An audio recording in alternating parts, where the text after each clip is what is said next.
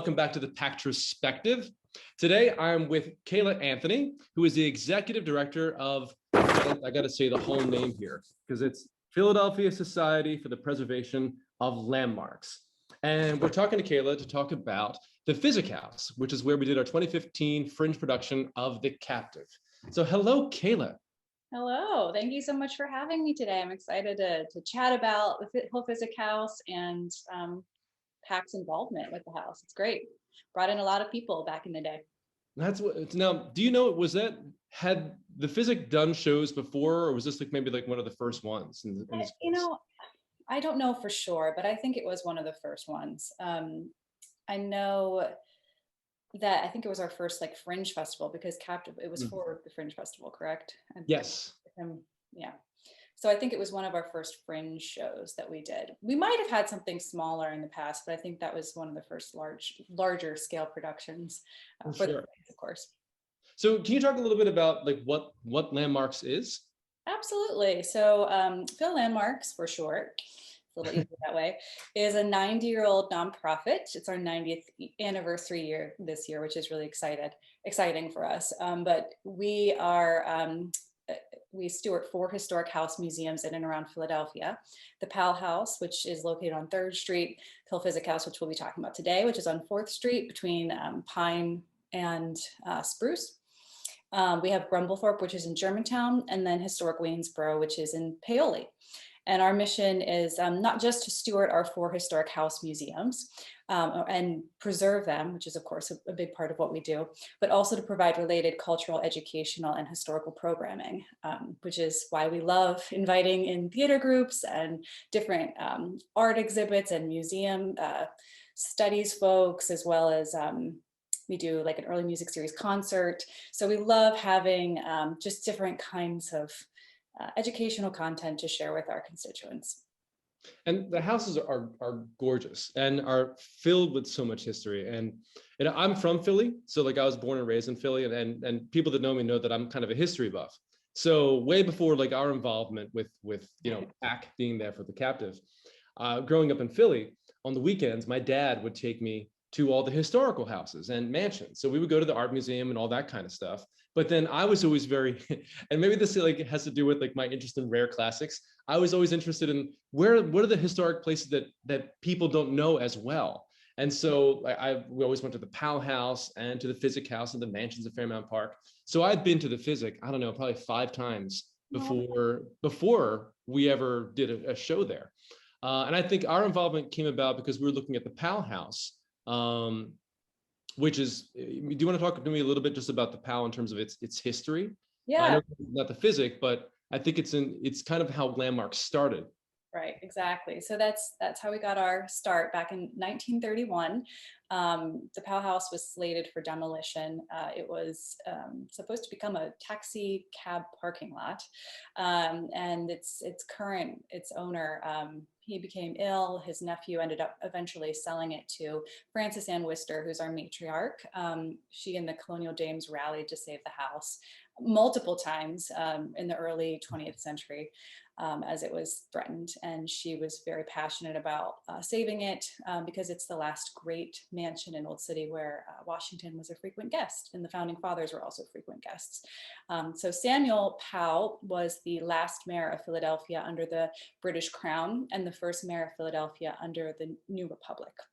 And his wife, Elizabeth Willing Powell, came from a long line of Philadelphia mayors as well. Her grandfather was Edward Shippen, who was the 2nd mayor of Philadelphia. And she actually became like a very close confidant of General George Washington. So Washington actually lived next door in the 1780s.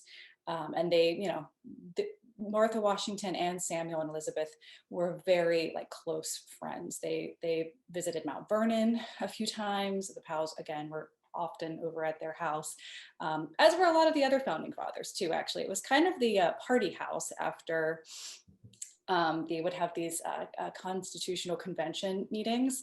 So they would all kind of go over the Powell House afterwards, and Elizabeth would host these salons, which would encourage intellectual discussion and dialogue. And I'm sure there was music and food. She was well known for throwing parties.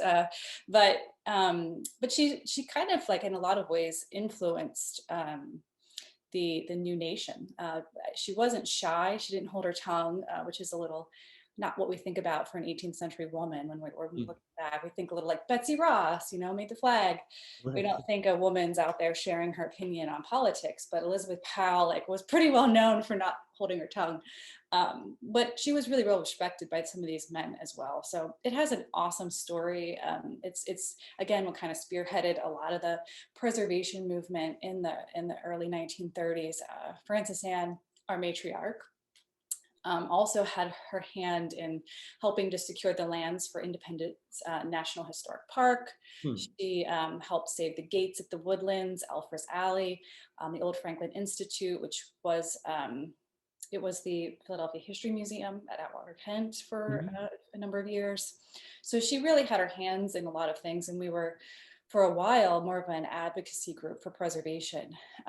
But then I think people kind of got wind of, oh, they can take buildings and they're good at it. So that sort of turned to stewardship, I don't know, in like the 1960s. But yeah, that's kind of brief overview of PAL and our inception. In the on your website, there's some great old pictures that are probably from 90 years ago, and there's one where I guess it's her and she's holding a poster, and it says "Renovise Philadelphia," and it's like repair, remodel, restore at today's bargain prices. And the sign is from 90 years ago, but I looked at it, I had to look twice because I thought, oh, this must be from like 10 years ago because the graphics on it look so modern. Oh, It's such a great look. It's a great poster. And, just going on with like the beginning of preservation in Philadelphia, because Society Hill was like factory area. It was right. a lot of stuff was happening. And like you said, they were going to tear down PAL and make it like a taxi cab station or something. Parking lot, yeah. It was going to be, yeah. And we'll get to it a little later, but the same thing was the case really for the Hill Physick House, which I'll be happy to go into more detail, but it was supposed to be knocked down for a gas station. Society Hill. So yeah, so it's and well, PAL in particular on 3rd Street, it's the only 18th century building that survived. So I just can't imagine like if we had lost that. I mean, and when they did the revitalization project in the 1960s, they really looked to the original buildings like PAL and Physick when they were trying to model what they wanted Society Hill to emulate. So yeah, they're important buildings. They have a really interesting, important history, and we're so fortunate to have them. I know I'm very passionate about it, and we love sharing it, with new audiences, which is why partnering with PAC has always been really, really great. In fact, that's how I first walked into the Physick House, was for The Captive. So that's right. I have a soft spot in my heart for it. So let's talk about the Physick House. So it's the only freestanding federal mansion that remains in Philadelphia. But like when you read about it, like we call it the Physick House, Hill Physick House, Hill Physick Keith House. So can you tell us now like a little bit about this mansion? Because it's a house, but it's a mansion. It's a gorgeous house, and it's just the way it was designed, and the fact that it still has this like lovely garden area. So for a center city space, it has a good amount of space that belongs to itself. So can you talk a little bit about the house itself? Sure. So it was built in 1786 for a man named Henry Hill.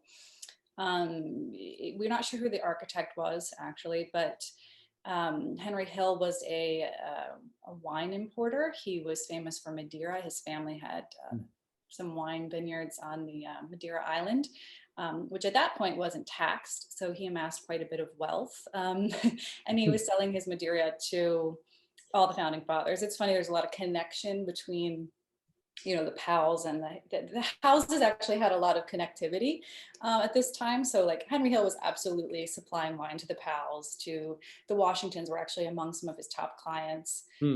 There's this fun story where Washington, and you might have heard it, but he sends his dentures away to be cleaned, and the dentist responds, oh, like you're either, soaking your teeth in port or drinking too much. I don't know which, but these are bad. And he ironically, like, he wasn't drinking port. If you look at his account books, it was this Madeira that he was purchasing from Henry Hill, and actually Martha introduced him to it. So it's kind of fun. But so Henry Hill, he was also a member of the First City Troop. He was a founding member of the First City Troop.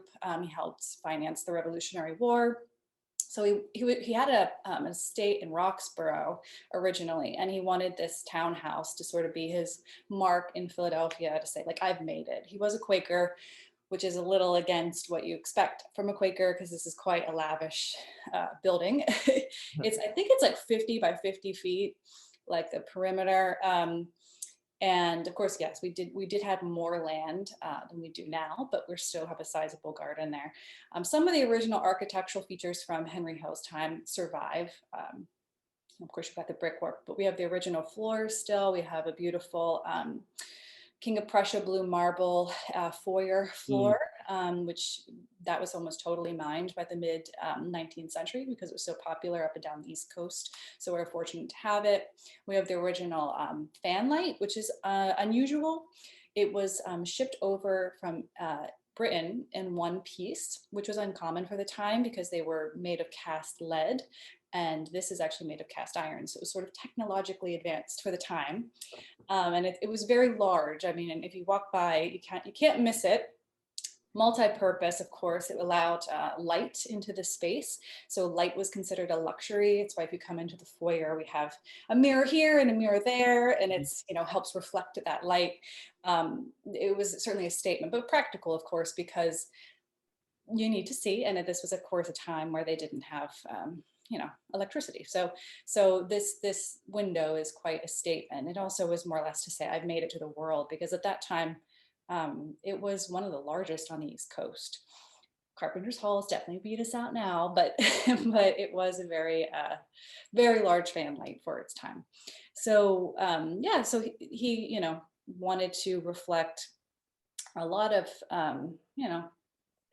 what he had accomplished in the architectural details of the house. Some of the original mantles are still there as well. There were Italian marble mantles also sent over from Europe. And Henry he was widowed as the construction of the house was going on.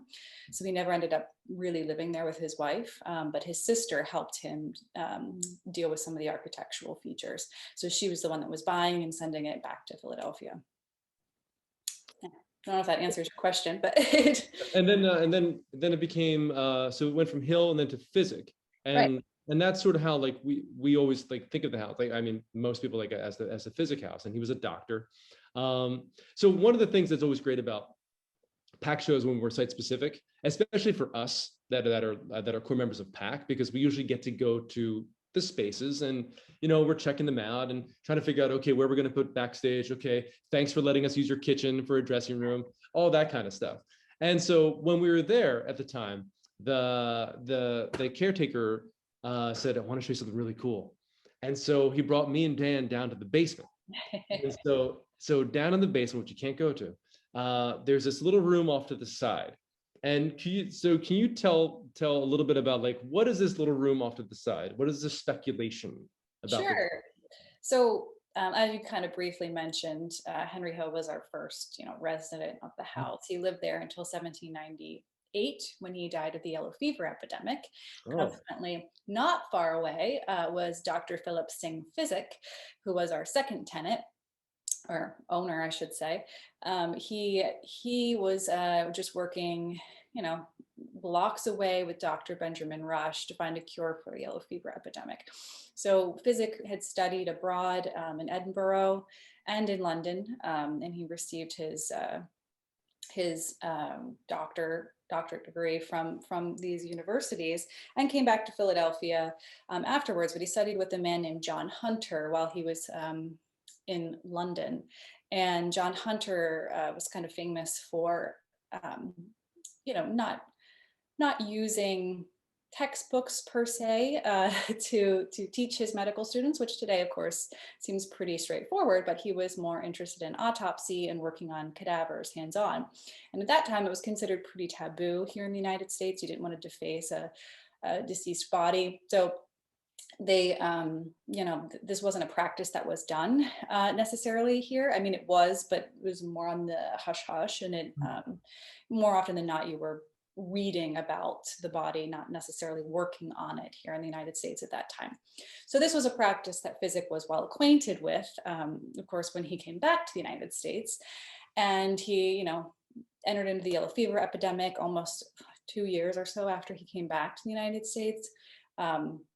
He, was working to find a cure, which of course there is no cure for the yellow fever. And he kind of became pretty famous at that point. He was a really well-known surgeon, considered the father of American surgery, because he educated an entirely new generation of physicians.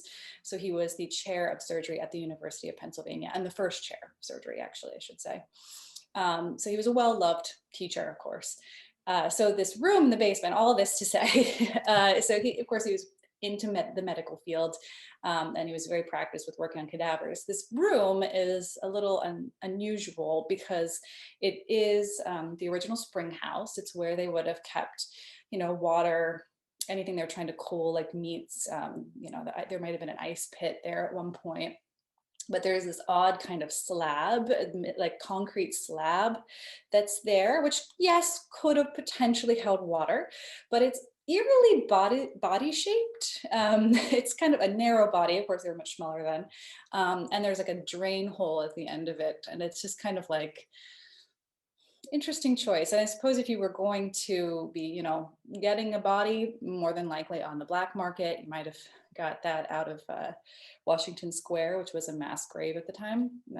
So you could have easily had a path from there. And if you were going to put it anywhere to store it, to work on it, it would have been in the coldest room in the house. So we speculate, we don't know for sure that he was doing that, but he certainly had, studied on cadavers in his past.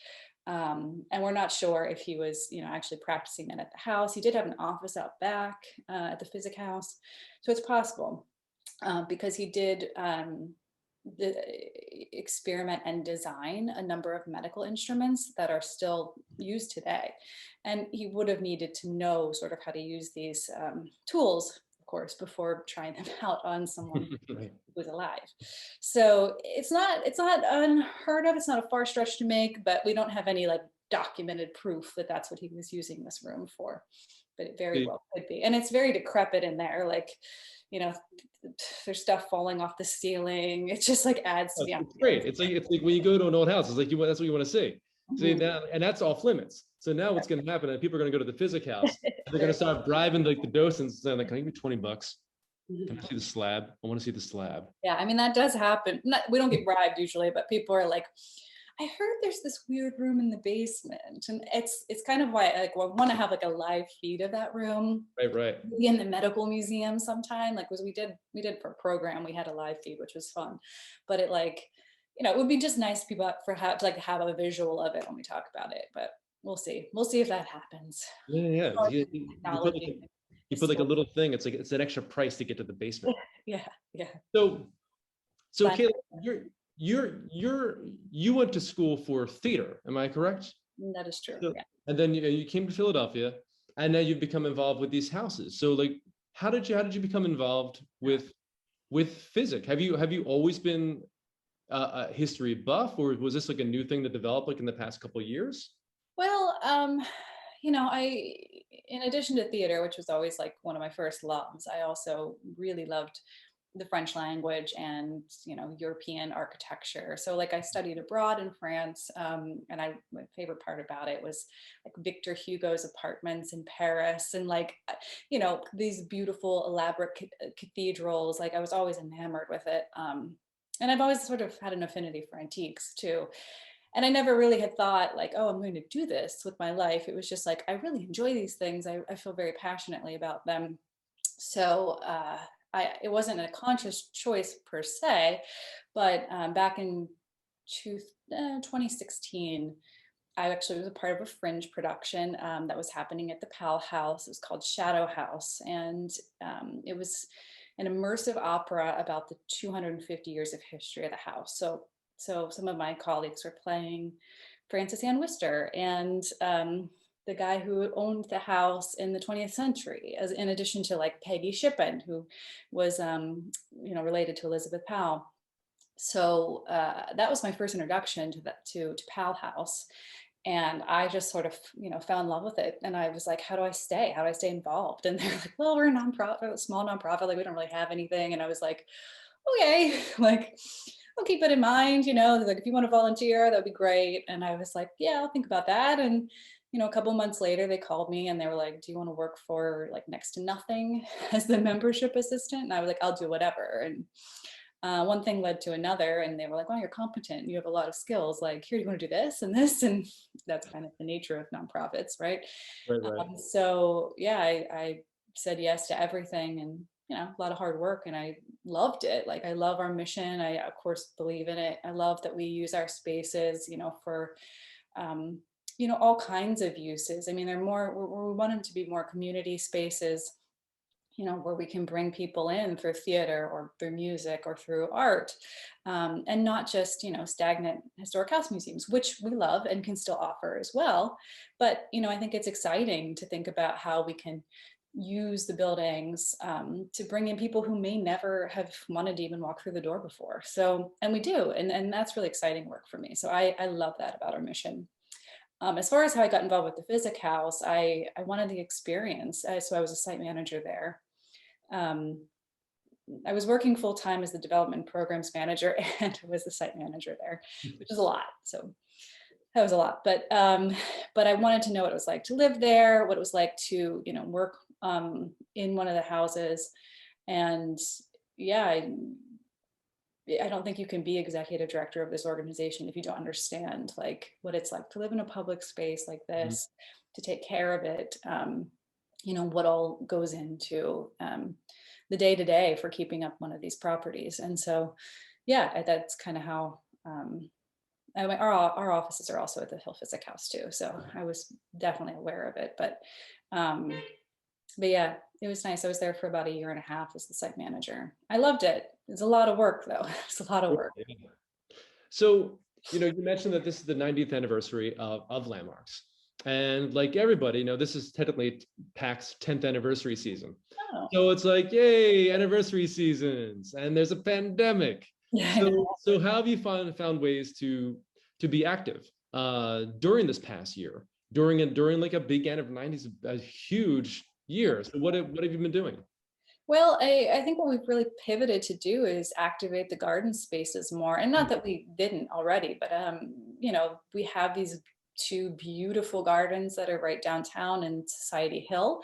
Not many people have access to that kind of garden space right here in like, Society Hill City, Old City proper. We also like in Germantown, we have 2 acres of an urban farm and garden. So of course we were still able to offer the farm stand program, which we do every year with our youth volunteers, where they plant and harvest crops with our farmer. And then they sell it on the Germantown Avenue sidewalk from Memorial Day to Labor Day every Saturday. So Did it's a they do that? Did they do that last summer? They did. It was a bit modified. Sure, yeah. They were actually, we had like our staff as well as like a lead youth volunteer who had already graduated from the program, interacting with the public, and then the youth were in the back like packing, and they had a walkie-talkie system, so then they would bring it out. So they were getting the produce ready to go and packed, and getting it out to the public, but they were also still doing all the planting and harvesting. So we were able to do that through a very, very generous grant from the Philadelphia Foundation last year, which was awesome. And we even expanded it a little bit, and we purchased some supplemental produce. So if our farm wasn't offering a big variety at that point, of course it changes, over the whole season. So we have sour cherries in the, early part of the season, but not at the end. So like we wanted to add more fruit and that kind of thing.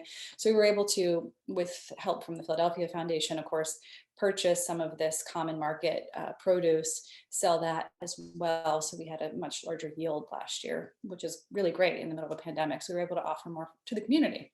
Right, Um, right. and it's on a sliding scale, the stuff that we grow. So, it's very accessible to the neighbors. So that was one program, of course, that we still did. Downtown, we pivoted our early music series program, which is period instruments, playing period music in our Mhm. period rooms. We did them outside in the PAL garden, which was great. People loved it. We actually we sold out almost every single concert, and selling out during the restrictions at that point was 40 people. But Sure. to put into perspective, like during normal times, we can only cram in 50 people into our ballroom. So that was really good. And we don't normally see it sell out when it's on the interior. So that was exciting. People were so appreciative to hear live music again as well. They were just like, this is amazing. It was challenging, of course, because you're outside. So you have to compete with helicopters and ATVs and traffic and all of that. So not without its challenges, but like I felt very strongly that people were really happy to, partake in this experience, especially when there's not a whole lot going on and you can be outside and be safe and be socially distant, which we like outlined 6 feet apart in the grass with spray paint chalk. And yeah, it was great. We also did a movie screening as like a fundraiser for us. So we worked with Philadelphia History Making Productions. If you're familiar with them, they do they produce the Great Philadelphia Experiment, Okay. which you can watch on YouTube. I think it's Yeah. public domain, but we worked with them to host 4 different movie nights essentially in the garden, and people could bring their own food and drink, bring their own chairs, or they could opt to work with one of our caterers who we use for our private events, Mhm. and they could order it ahead of time, and then they could have like a catered picnic dinner essentially. And those were really great and popular too. So it explores the Great Philadelphia Experiment, goes all the way from you know 17th century Philadelphia to the 1990s. So we had a lot of repeat folks come in for that, and that was a really neat experience too. People seem to really enjoy just again being outside, being able to go see a movie outside, even though like you could look it up on YouTube. It was more about the experience.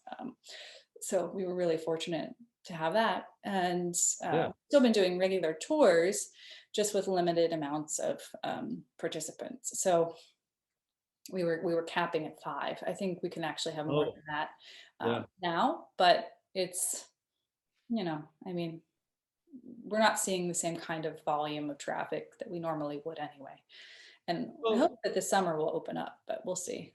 yeah, I mean that's the hope because like now the weather's getting nicer, so now there can be more stuff outdoors again, so the gardens can be utilized again. But then these are the houses, like so, you know, the gardens are there, but you go there for the houses. So that was gonna be my next question, because I've been to Physick, I've been to PAL, I've been to Grumblethorpe, I've gotten the ice cream from a guy who used to do ice cream outside of Grumblethorpe, like during those summer like markets and stuff, and bought vegetables there, and it's great. Like the summer market's fun on Saturdays. I've never been to Waynesboro. That's on my list, so I have to get out there. Mhm. So my next question is, how are the houses open? Are they open just on the weekends, or like how can you visit all four homes? You can. Right now, Grumblethorpe and Historic Waynesboro are by appointment only. So if you wanted to go there, to just reach out to us and we could arrange a tour time for you. But downtown, we are open. We've been open on the weekends in March. So Mhm. are we into April yet? It's almost. Almost. Don't rush me too much, though. So yeah, I think this weekend we're open Saturday and Sunday. Saturday 11 to 4. Tours are on the hour. They're about 45 minutes each, and the last tour is at Hmm. 3. On Sundays it's noon to 4, and again hour-long tours. But starting in April through November, we'll be open from Thursday to Sunday. These are our regular open hours as well. So again, tours are on the hour. So it's easier for us to, of course, control, the amount of people we have on a tour that way. Yeah. So and it's easy to socially distance in these really large mansion rooms. So Mhm. it's pretty safe, but we are requiring, of course, people to wear masks. We have sanitizing stations throughout, and of course we're encouraging social distancing and all of that while we're indoors. But yeah, the tours are open, so you can definitely come visit whenever. Again, we're hopeful that we'll see a little more traffic as the warmer months approach. We usually do get a lot of tourism in the summer. So fingers That's cool. crossed that we see that pick up again. Yeah, they're beautiful homes. There's so much to learn about each one. There's so much history there, and even beyond the history, there's the art. There's the architecture of the spaces. There's the furniture in the home. Some original, and again, some that have been brought in, and just learning about them. And you can tell like that they're so all four of them are so lovingly cared for by Landmarks. That they're really these jewels in Philly that people should visit and see more often, and go back, and you can visit Physick and PAL on the same day because they're so close to each other. Only like 2 Uh, blocks. that's it. So I just wanted to ask you one last thing, Kayla. You've been with them now for about 5 years. Has there been like something particularly special that you've discovered about these homes, or something that's really the most important thing to you, or something that surprised you about any of these homes? I mean, well, it's a loaded question. I think what's surprising about them is their constant need for care and upkeep. I mean, it is an ongoing, like, every day something Hmm.